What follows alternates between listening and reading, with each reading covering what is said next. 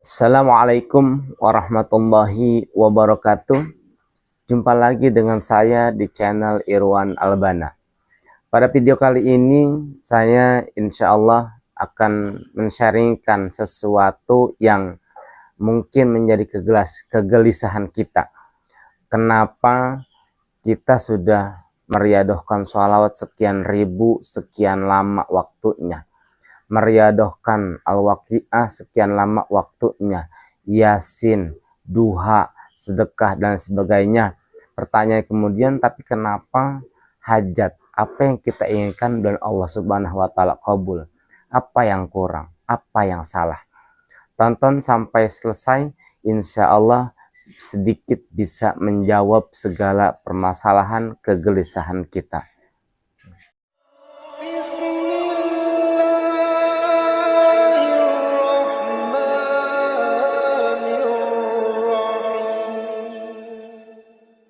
Allahumma salli ala Sayyidina Muhammad wa ala alihi wa sahbihi wa barik wa sallim ajma'in.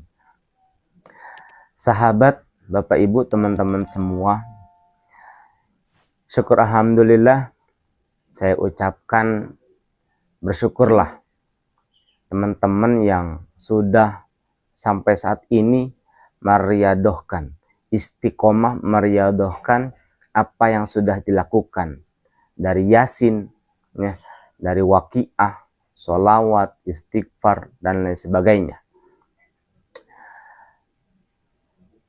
Atas apa yang kita hajatkan selama ini, namun belum saja dikabul, kita mesti cek kembali, ya, apa sesuatu yang kurang akan amalan tersebut.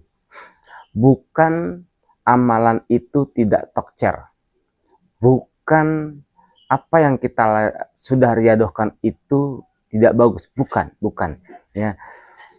Semua yang kita lakukan itu sebenarnya sangat dahsyat, luar biasa, tapi kemudian sesuatu yang mesti kita benari diantaranya adalah kita akan belajar pada satu kisah.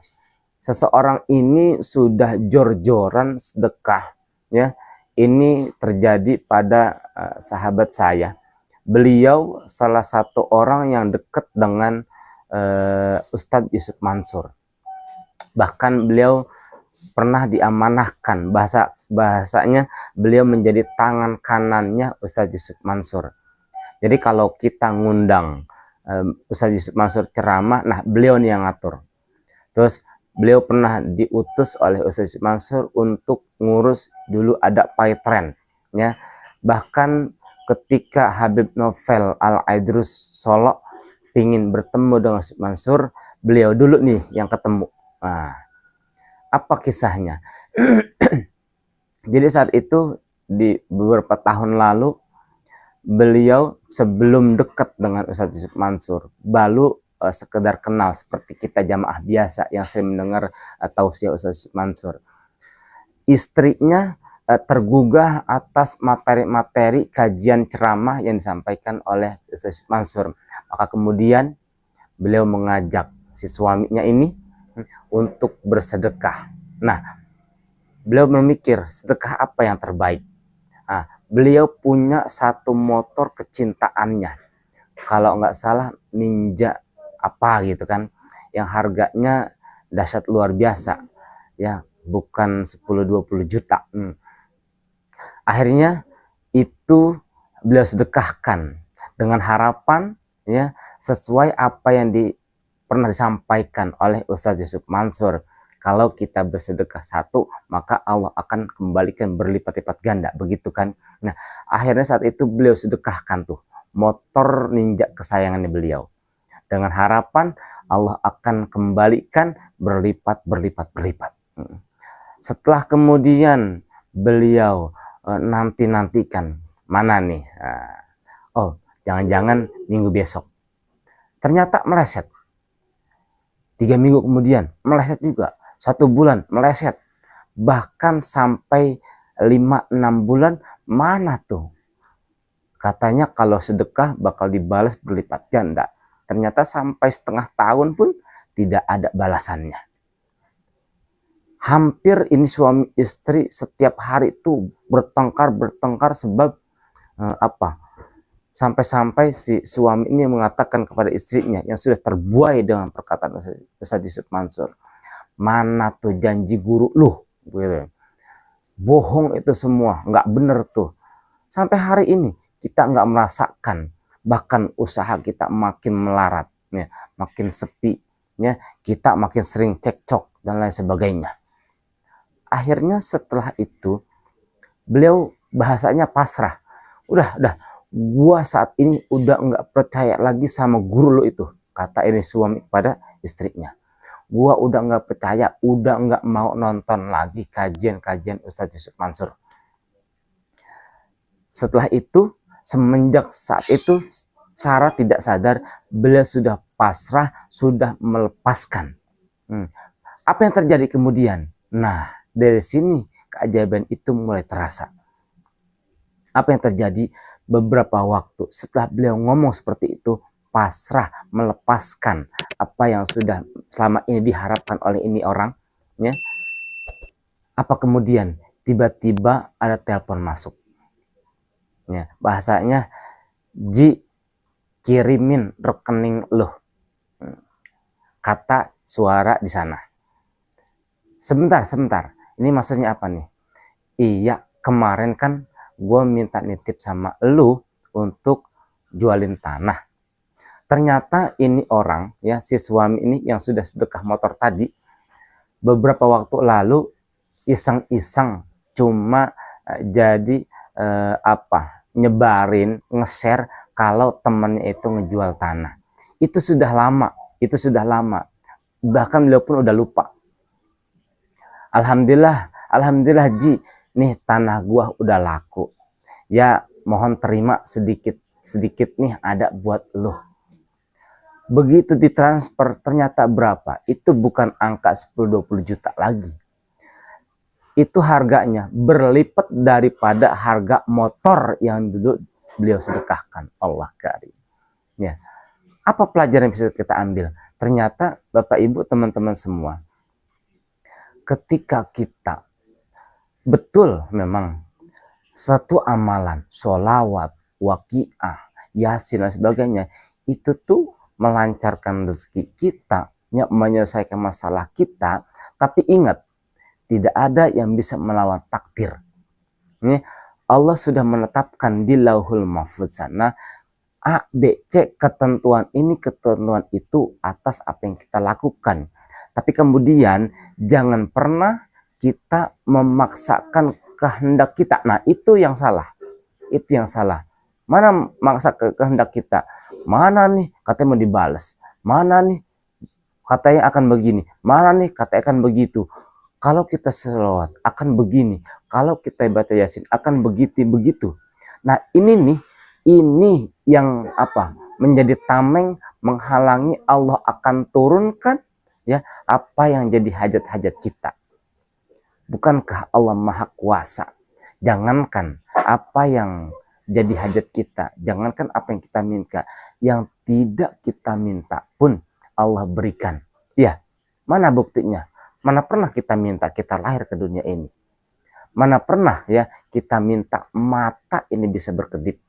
Mana pernah kita udara keluar masuk dari hidung, ya, dan lain sebagainya. Ternyata yang kurang dari kita adalah rasa bersyukur. Yang kurang dari kita adalah memaksakan kehendak kita. Itu yang Allah nggak suka dari kita. Sehingga walaupun kita bertahun-tahun meriadohkan waqiah, yasin, sholawat, dan lain sebagainya, tapi karena sebab kita memaksakan kehendak, itu yang Allah nggak suka dari kita. Maka dari itu, yuk kita belajar apa bahasanya, melepaskan, pasrahkan, ya. Doa itu meminta, ya. Doa itu meminta, tapi jangan kita memaksakan kehendak supaya Allah langsung ijabah. Nah, itu yang nggak benar.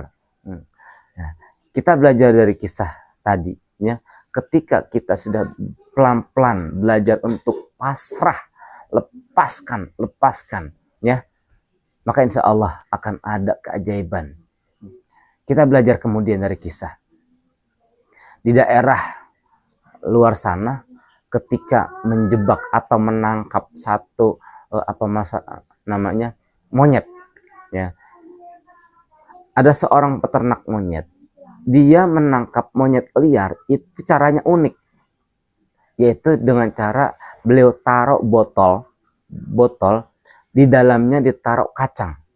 Ternyata kacang adalah makanan kesukaan si monyet. Ketika malam, ini monyet tangannya masuk ke dalam botol, begitu tuh kira-kira, ya, ngambil kacang yang ada di dalam botol. Sampai pagi, bahkan sampai orang si peternak itu datang, tangan monyet masih ada di dalam botol. Sehingga apa? Ini monyet tertangkap oleh si peternak. Andaikan saja monyet mau melepas itu kacang, maka dia akan terlepas dari jeratan itu. Itu pelajarannya. Andaikan kita mau melepaskan apa yang jadi keinginan kita, kehendak kita, lepas saja, maka kita akan terbebas. Sehingga Allah dengan enteng akan turunkan tuh. Coba deh, flashback selama ini kita menjalankan riyadhah, ya, sebagai berbagai macam. Tapi kita memaksakan kehendak, nggak ada tuh satupun yang Allah ijabah. Tapi ketika kita melepaskan, pasti ada satu dua yang cita-cita kita atau keinginan kita yang Allah kabul. Pasti. Coba deh perhatikan. Jujur kepada diri sendiri, ya, jujur. Apakah kita memaksakan kehendak? Apakah kita memaksakan Allah untuk mengikuti apa yang kita inginkan? Itu yang Allah nggak suka. Maka mudah-mudahan melalui video ini sedikit banyak dengan niatan bukan untuk mengajarkan Bapak Ibu teman-teman semua, tapi menjadi yuk kita belajar flashback kembali kepada kita kembali, ya. Ada sesuatu yang salah nih dengan riyadhah kita. Ada sesuatu yang mesti diluruskan, ya. Bukan saya benar banget, bukan. Kita sama-sama saling mengingatkan, watawasau bil haq watawasau bis sabr, ya. Mungkin ada sesuatu yang benar dari penyampaian saya, sejatinya itu adalah dari Allah menginginkan melalui lisan saya yang tersambung kepada Bapak Ibu teman semua untuk membenahi apa yang selama ini keluar dari jalurnya. Maka kita kembalikan. Yuk, jangan sampai apa yang sudah kita riyadhahkan, apa yang sudah kita jalankan selama ini sia-sia. Ya, sama-sama kita benahi semuanya, luruskan kembali niat kita, istiqomahkan kembali apa yang sudah kita lakukan selama ini, sekecil apapun itu, ya, sekecil apapun itu amalan. Bangkitkan kembali, ya, apa bahasanya, langitkan kembali semua hajat-hajat kita, permasalahan kita. Insya Allah Allah akan ijabah dengan kita lebih memasrahkan pada Allah Subhanahu wa Ta'ala. Saya Irwan, lagi-lagi terima kasih banyak dan mohon maaf atas penyampaian saya yang kurang, mungkin kesannya mengajarkan, tapi mohon maaf lagi-lagi tidak ada niatan untuk itu.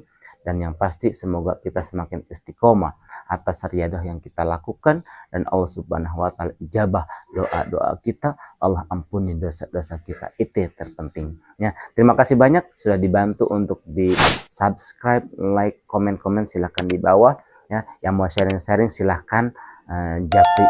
Mudah-mudahan Allah Subhanahu wa Ta'ala kabul segala doa-doa kita. Amin ya Allah ya Rabbal Alamin. Saya Irwan Albana, terima kasih banyak. Assalamualaikum warahmatullahi wabarakatuh.